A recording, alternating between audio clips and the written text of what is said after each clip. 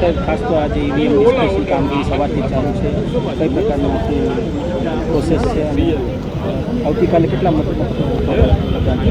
કુલ અમારા 205 મતદાન મથકો છે, 69 રાજકોટ પશ્ચિમના અને 5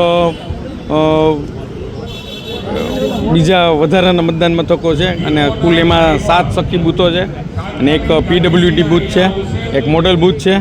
એમાં કાલથી કુલ ટોટલ 310 બૂથોમાં મતદાનની પ્રક્રિયા કાલે ચાલુ થઈ છે 16 રાજકોટમાં.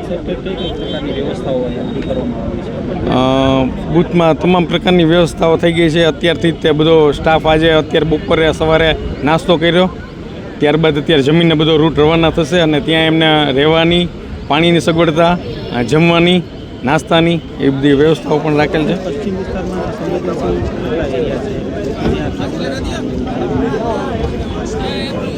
અંદાજે 139 જેટલા એવા બૂથો છે કે જે ક્રિટિકલ કે આવતા હોય, એમાં પણ વધારાના વ્યવસ્થાઓ કરવામાં આવી, પંચની સૂચના મુજબ કરવામાં આવેલી છે. મારું નામ મૈરાસિંહ પૃથ્વી ઝાલા, સર્કલ ઓફિસર 16 રાજકોટ.